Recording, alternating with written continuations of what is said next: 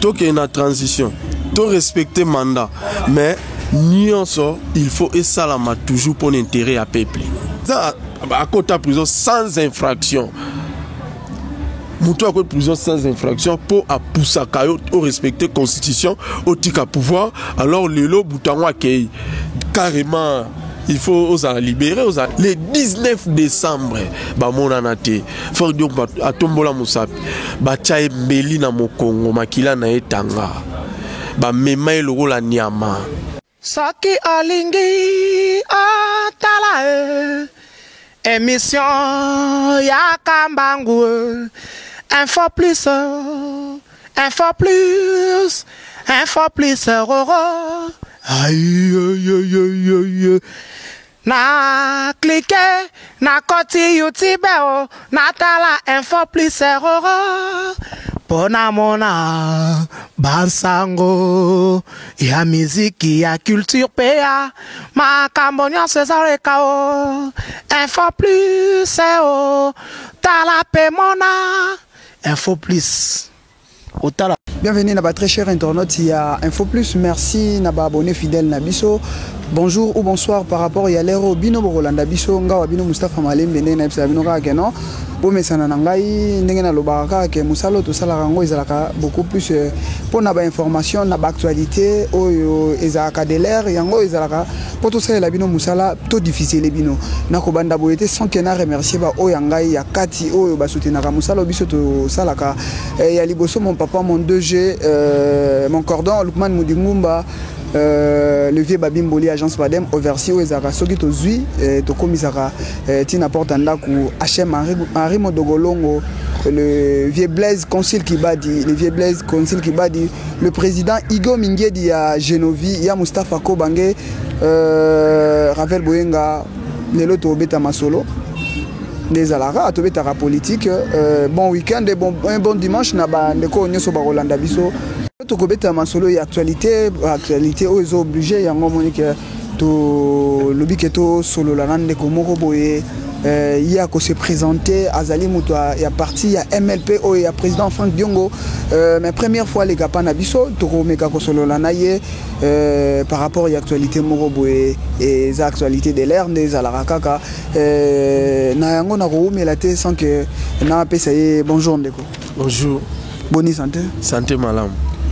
Ndeko on se présenter na bateau nyoso ba Rolanda yo na chaîne na biso il y a Info Plus on se présenter na lobby des jeux à mutu membre il y a MLP bato ba yo kombo na ona et puis na MLP ozanani. Merci ndeko journaliste kombo na Théo Manzaya na MLP nazali président communal à Kitambo ngande na simbi Kitambo mobimba na compte sa MLP ozui ba pesinga sous charge ba annexé quartier Congo na kati pe na Kaluka place oyo tozali kosola masolo oyo politique.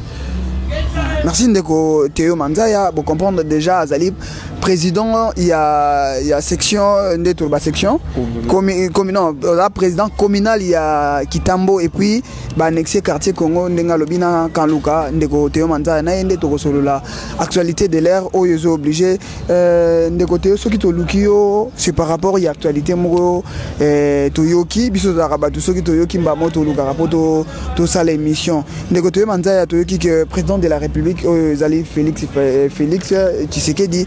APC président Nabino Franck Diongo mission ya kosolola na ba opposant toloba ba opposant nyonso yo lobby babandai côté mais la président ex-président Nabiso Joseph Kabila lelo yo Fachi APC président Franck Diongo mission asolola na bango pona mayematali mboka yango tolingai to yeba Ndeko Théo est-ce que mission wana to pelikambo wana eza ya solo to ezaka ka ba rimero elekaka na Kinshasa. Bon soki na okende mingi demande wana premièrement eza demande à peuple nde asengaki na bakonzi wana nyonso bato oyo ba leader oyo ye peuple asoutenaka basangana bazala bomoko po bazwi déjà pouvoir. Alors le président de la République Félix Tshisekedi Tshilombo o mutu nyonso ayebi tellement za muto ayoka mingi peuple nde atali aobi non faut na répondre na besoin peuple asila iko benga moko ya ba leader moko ya ba parti oyo pour MLP eza parti moko mutaro négligent te sorotangi parmi ba parti politique ekufela bato be na combat ya démocratie pour le loto zwa première alternance pacifique na mboka na biso faut compter ba parti le wa MLP azal wa deuxième force tant ozomona IDPS ozomona MLP pour le loto za ba parti mususu ozomona nga parti na kombo mais na combat ba monana te alors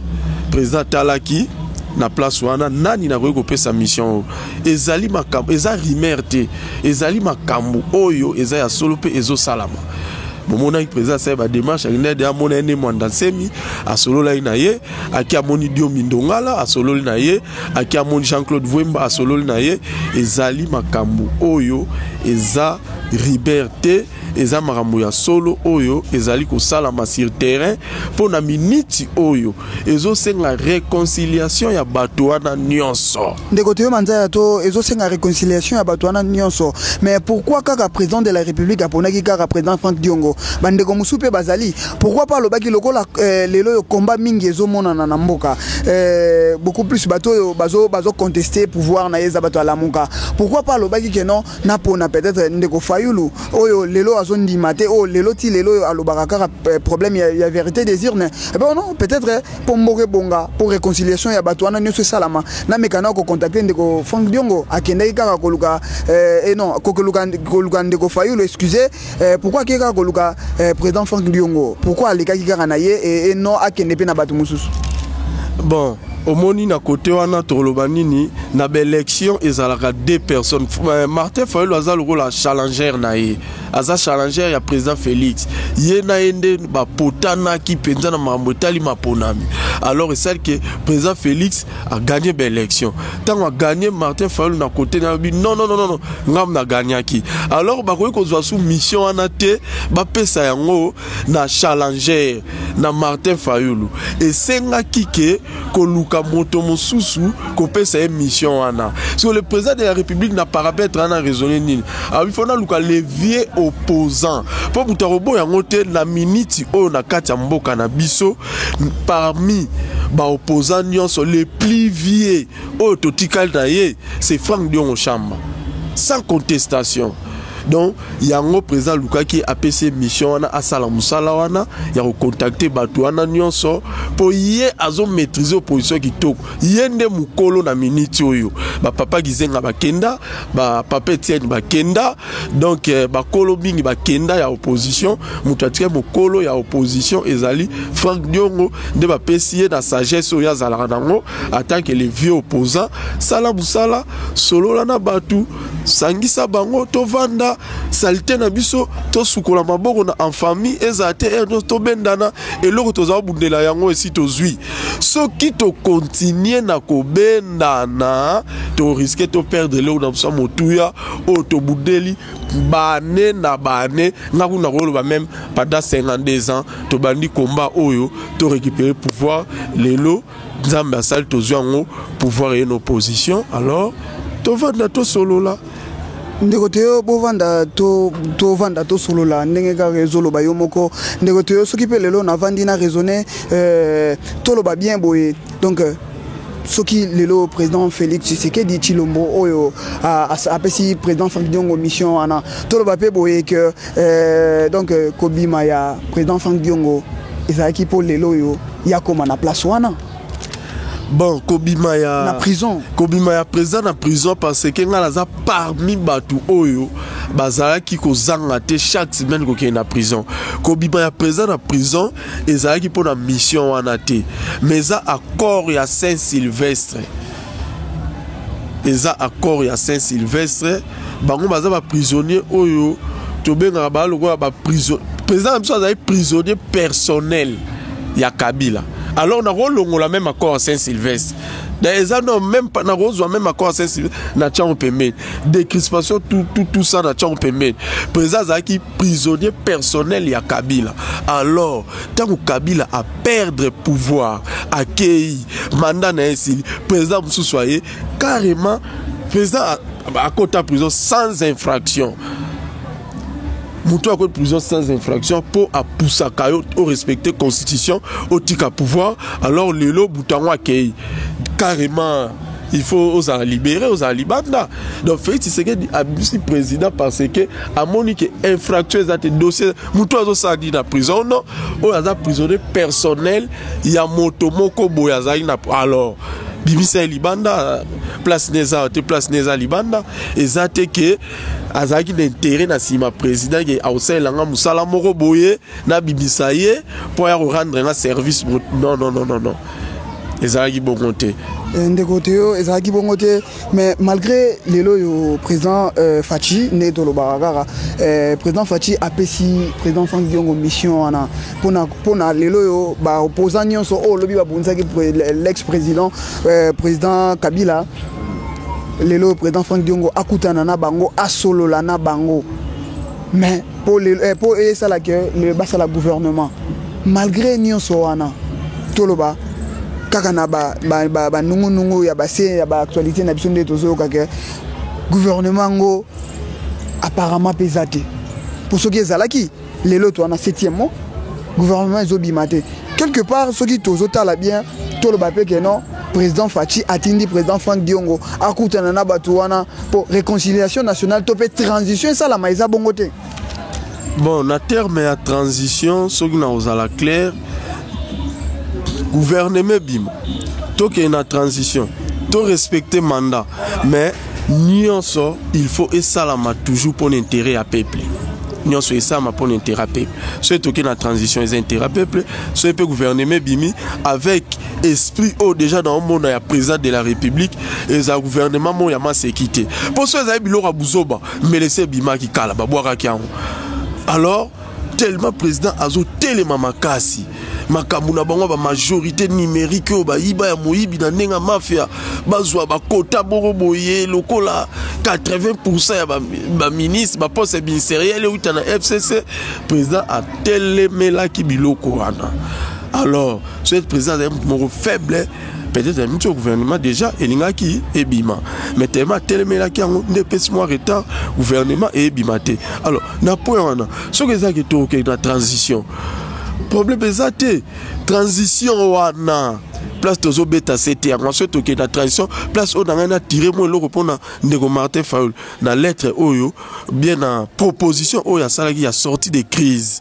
tant cette proposition a sorti des crises à l'obé que notre toke na belle élection dans 18 mois tout ça élection mo anticipé 18 mois alors place wana boni ndeko Kabila na 2002 na Sun City a déjà transition pendant 5 ans. Le loboy, biso position tozu pouvoir, to dirige transition 18 mois et si mbate, to négocier place wana, transition no liés à 18 mois, transition au Kende 5 ans, nenge moko salama na bakor à Sun City. Alors, ce qui toque la transition, premièrement, le président de la République reste. Après Nassima, tout ça, moi, réforme, c'est une réforme institutionnelle, tout ça, réforme institutionnelle pour tout que tabu sambokate na bato lolenge o bato biso to bengana bato biso to sanctionna to continuer ko tabu samboke longo na bango na ba majorité à lokuta o bazana on a parlement de majorité à lokuta yo zolo ba o bazana on a parlement mais ezomona na clairement bangonde bazwaki nini bino lelo yo bozo ndimate bato ebele bozo contester que bazwa quitter mais banano bakende ko voter bango. En tout cas, les journalistes na web so vérité nazala na bureau de vote na vota nazala témoin na vanda ti mapona mesila ki ba congolais et si ba fongola misu congolais ko voter député azotuna abi député oyo apesi nga numéro na ena voter aza ya FCC ou bien aza na ngambu ya opposition. Ce qui a Azaya FCC a voté yete. Alors comment les lots bangoma bima na majorité parlementaire ya makasi bongo bazu yango wapi ndenge yozolo ba ndeko Théo Manzaya lelo peto tomituna pe lelo bato ebele batuna ba question oyo lelo na profité na tuna au juste MLP ndeko Frank Diongo na bino wa partisan na ye boza na position nini moko boye bo défendre cash moko boye bo défendre Lamuka au juste bozo jouer franc jeté population ezolinge yeba MLP ya Frank Diongo eza côté nini na cash to na Lamuka. Premièrement, monsieur journaliste, là on a eu bisa foyeba MLP to déposera ba candidature. MLP to futa caution na biso. Mais MLP et kenda na ba élection te. Pour président na bino aboyaka bino bokende dossier wana yo lobi ke non bokenda ki na ba élection bo postula ki bo futa ki ba caution o esala lelo secrétaire général na bino Nico Maengele alongwa. Par rapport il y a ba dossier wana ozomona te que quelque part tolo baboye tango ba élection zalaki tant que bino na MLP tolo bango pe lelo lokwa to kutani na yo loko soki boye baki que ne président Fatia Kobima ndenge nini bino boboya ki que non ndenge ni président na bino boya ki que bino bolongola ba candidature na bino. Bon, au moni biso to longola ba candidature dans ce point ni na sepe na question makasi ne journaliste pour eza question mo ezo aider pe mbala moko ex secrétaire général na biso Nico Maengele oyo asila kokende. Moni Nico Maengele na komba oyo ya sala na bituma nyonso ya bundisa Kabila. Nico Maengele nga ma député te. Na minute wana mutu asimbaki makambo nyonso Nathan Oto botole de Kabila signature te biso nde to signé Félix Tshisekedi nde président ntabo ya mwazate na Congo président Zama c'est Félix Tshisekedi Tshilombo yenda simbi signature mais na moment on a Kabila mtazali na signature alors ndenge Kabila azali na signature Nico Maengele na Frank Diongo ba ennemi numéro 1 à Kabila ndeko journaliste Frank Diongo biso bien prophète to bien prophète pas maté amona maka musika Nico Maengele nga ma député te ata mokolo moko te et puis MLP ngozwa oyo kama libungu tulu 0/10 biso ne ba ennemi juré ndeko te yo solo babino ba ennemi juré bandeko musuto to yebi ke bando le kana ba télévision solo bito tanga ba kombo ebele pe bazawana ba bandai pe ko le ka pe na ba télévision basolo bela pe l'ex président na biso Kabila mais ba bima lelo ba député ndenge nini pa na bino bo bimate ezana moto oyo azoleka azoloba mezana moto bususu asuka kaka na maloba te azobunda na etumba po moto akende tomona yango le 19 décembre si je me trompe pas 2016 ezane lombe mobali moko oya tombola ka mosapi azalaika moko c'est Frank Diongo Chamba bawana nyonso yo lobby otayiko balekaka pe balobaka le 19 décembre bamona na te Frank Diongo atombola mosapi batia embeli na mokongo makila na etanga bamema elokola nyama po Frank Diongo alobaka lelo pona Kabila esili bato yo tagelinga kombo siko ke no balekaka pe balobaka bato bolaka mosapi te pe bazala moto te sima na bango bakanga bato ya MLP baboma bato ya MLP ba char de combat kita lokola to comprendre te oyo baye ko luka kaka simple député national o alobi ke non Kabila pas de troisième mandat nde baye ko luka boye kunda bato raza kuna ba monaka ete ya kutumba ba rebelle à sort na est ba char de combat no etandam ka pona Frank Diongo Chamba a boy troisième mandat Kabila ndeko en tout cas na koyebisa yo likambo ya ennemi juré eza kutu likambo ya obeta lisolo te nyonso ayebi lelo départ à Kabila eza kutu ya obeta lisolo te elombe mobali o ngala benga disciple ya les mentors ya Sphinx alimenté oye bani na kati ya République démocratique du Congo c'est Frank Diongo Chamba nde atindiki Kabila o tina libulu diu Kabila dindi pona Kabila esili pona Kabila esili mende kote yo ti siko zo répondre nga ete question na nga ezali batu ba mitunaka MLP eza na parti nini eza na côté nini eza na Lamuka to pe eza na cash style l'opposition MLP et banakate de côté yo manzaya yebisa batu éclairer batu MLP eza na côté nini biso MLP toza au-delà ya Lamuka, au-delà ya cash biso to travaillera pour l'intérêt peuple place nyonso oyo b'intérêt ya peuple ezali place biso to ya ko bute tumba yango wana biso toza wana pour na peuple biso makambo ya Lamuka ou bien ya kato abe to dépendant na mutu te biso to sala nde pour na peuple pour na mboka na biso ke liboso mboka na biso ebonga kimekota misala ezonga batu bafutama bitumba na biso MLP yango wana bitumba na biso ezate ke to soutenir biso soutenir mutu te na Lamuka comme na cash cordon Lamuka Moïse Katumbi biso partenaire biso za kati ensemble za na kati ya Lamuka biso toujours servir dans au président de la République pour la mission au président Franck Diongo ya réconciliation toujours sala musala wada Katumbi to laxi que toza indépendant soit Katumbi a osepelate étalé dans na mais na ebike aza d'accord nango a osepela nango pour Katumbi pe na minute oyo aza moto oyo azo travailler toujours pour l'intérêt à peuple moko ke liboso to éviter ba tiraillement belé pouvoir essayer na rassemblement bango nyonso ba potana wana ba c'est déjà na rassemblement te to potana tiwa poko potana tiwa binde kote yo tozo kita mais to lo ba pe boye lelo ndimango par rapport ya ba réponse na yo bino pe bomoni ke non tozaki na ensemble ezaki na Lamuka niveau Lamuka ezokende na kokufa tika to benda déjà singa to kata déjà na ngambo avant que to perdre yango bino bomi katiseli déjà bien avant bon biso to katisite ke Lamuka ezokende na kokufa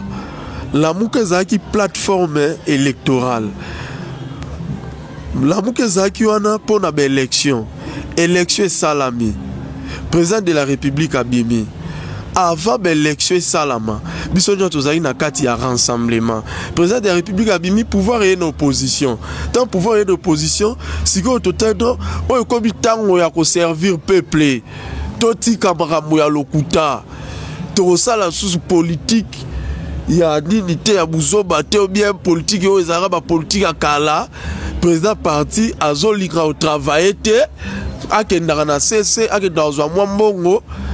na le président o aza en place en fonction aocha na poche na ye ale ba militant ba kufa président fo osala musala aobunda te osala combat okoma ministre total yo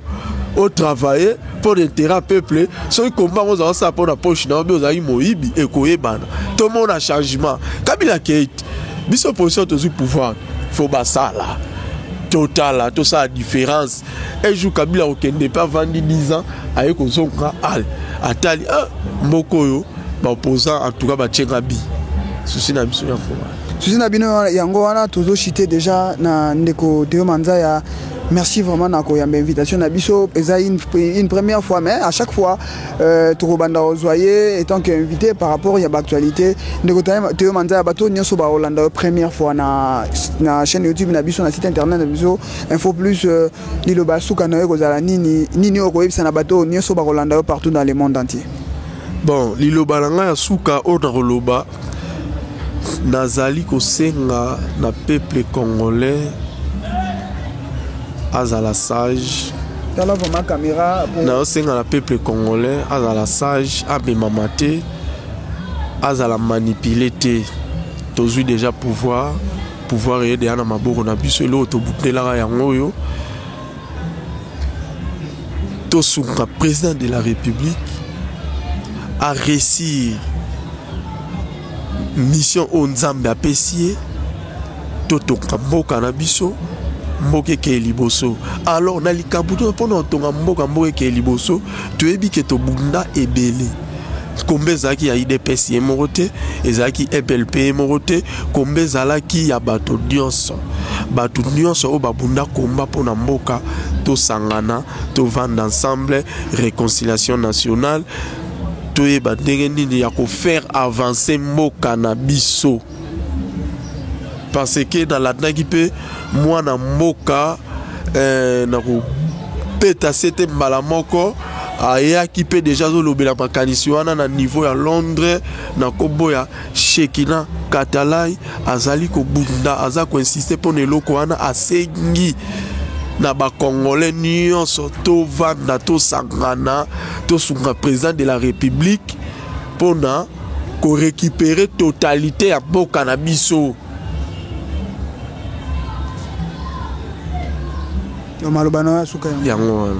Merci Wanezaki ndeko Théo Manzaya oyo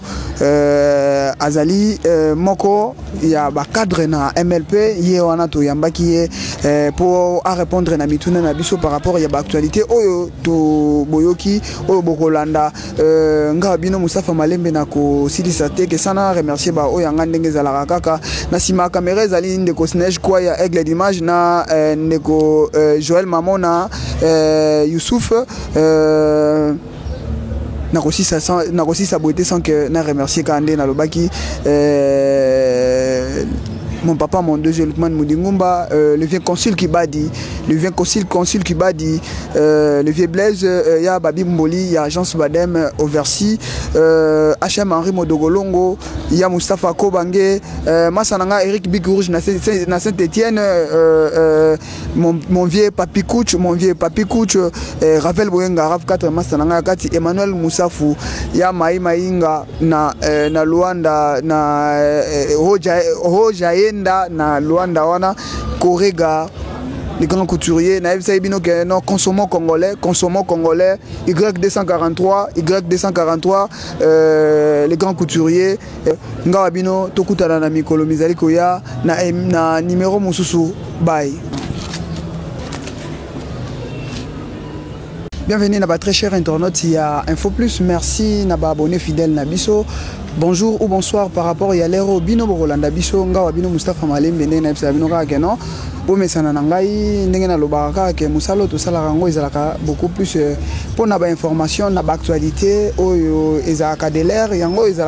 pour tout ça, la Bino Moussala, tout difficile, les Bino. Nakobanda Boyete, sans qu'il y ait remercié, O Yangai, ya Kati, O Basutinaka Moussalo, Biso, tout ça,